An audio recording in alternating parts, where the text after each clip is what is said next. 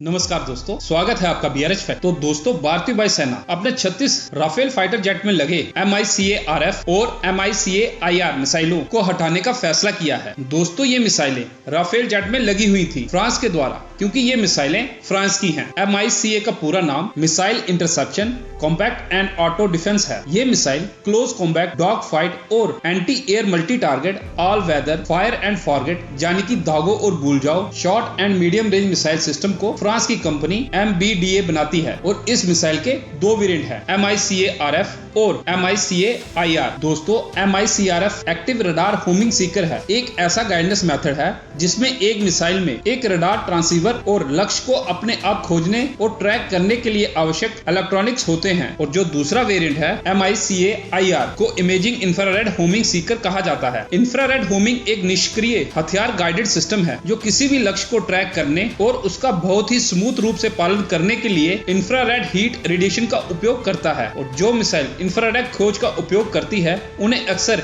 Heat Sikar कहा जाता है। अब दोस्तों, ध्यान देने वाली बात यह है कि हमारी भारतीय सेना ने आखिरकार ये फैसला क्यों लिया कि अपने 36 राफेल फाइटर जेट में से इन मिसाइलों को हटाया जाए। दरअसल दोस्तों, इन मिसाइलों की रेंज 80 किलोमीटर की है, जो आज के हिसाब से ठीक नहीं है। आपको तो बालाकोट एयर स्ट्राइक का तो पता ही होगा। बालाकोट एयर स्ट्राइक के समय 2 मिराज 2000 फाइटर जेट ने 8 पाकिस्तानी JF-17 फाइटर जेट के साथ डॉग फाइट की थी। उस दौरान MICA मिसाइलों की सीमित रेंज की वजह से उन पर हमला करने में दिक्कतें आई थी। और दोस्तों, इन्हीं चीजों को ध्यान में रखते हुए भारतीय वायुसेना ने अब बड़ा फैसला लिया है। अब राफेल में अस्त्र 1 MK और अस्त्र MK2 मिसाइलें लगाई जाएंगी। ये मिसाइलें behind visual range air to air missile है। आप ये मान के चलिए कि जहां पर पायलट की नजर नहीं जाती वहां पर भी ये मिसाइल दुश्मन को मिटा सकती है। भारतीय डायमेक्स लिमिटेड यानी कि BDL इन मिसाइलों को बनाती है और राफेल जेट में अस्त्र 1 MK1 मिसाइल लगाई जाएंगी, जबकि मिराज 2000 को हटाकर अब तेजस MK2 फाइटर जेट आएंगे, उनमें अस्त्र MK2 मिसाइल लगेंगी। अगर दोस्तों मैं इसकी ताकत की बात करूं तो अभी तक इस कैटेगरी की स्वदेशी मिसाइल मौजूद नहीं थी, लेकिन ये मिसाइल कई वेरिएंट में मौजूद है और किसी भी तरह की रेंज से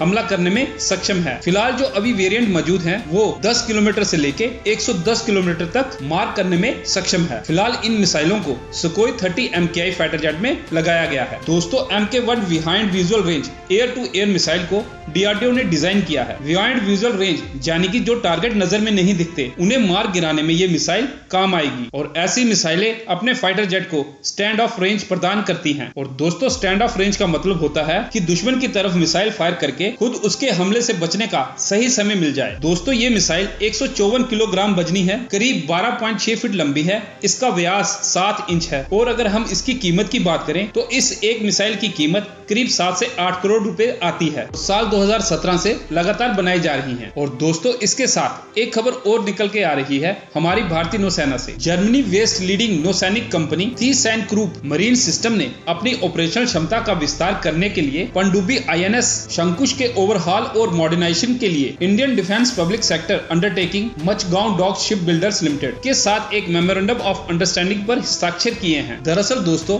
भारतीय नौसेना पनडुब्बियों की कमी से जूझ रही है और अपनी आवश्यकताओं को पूरा करने के लिए भारतीय नौसेना ने अपनी 7 पनडुब्बियों के विस्तार की मांग कर रही है और जो कभी 22 के करीब थी। रक्षा मंत्रालय ने लाइफ सर्टिफिकेशन के साथ मीडियम रिफिट के लिए मुंबई स्थित मचगांव डॉक शिप बिल्डर्स लिमिटेड के साथ 2725 करोड़ के कॉन्ट्रैक्ट पर हस्ताक्षर किए थे। INS शंकुश की मीडियम रिफिट लाइफ सर्टिफिकेशन इस पनडुब्बी की जीवन बढ़ाने के लिए है, ताकि ये पनडुब्बी और समय तक भारतीय नौसेना में सेवा दे सके। इस श्रेणी की पहली पनडुब्बी मीडियम रिफिट लाइफ सर्टिफिकेशन से गुजर रही है और अगस्त तक इसके वापस आने की संभावना है। दोस्तों, ThyssenKrupp मरीन सिस्टम ने एक बयान में कहा था कि अगले 3 वर्षों में INS शंकुश को MDL के साथ क्लोज पार्टनरशिप मॉडर्नाइज बनाया जाएगा, जबकि कंपनी रिस्पॉन्सिबल होगी इक्विपमेंट्स और कंपोनेंट्स की सप्लाई, मटेरियल पैकेजिंग की आपूर्ति के साथ साथ ऑन साइट टेक्निकल सपोर्ट और हल इंस्पेक्शन के लिए जिम्मेदार होगी। रक्षा मंत्रालय के अनुसार सब सरफेस किलर श्रेणी की पनडुब्बी INS शंकुश को 2026 में medium refit with life certification के बाद नौसेना को सौंप दिया जाएगा। तो दोस्तों, आपका क्या कहना है दोनों खबरों पर कि भारतीय वायुसेना ने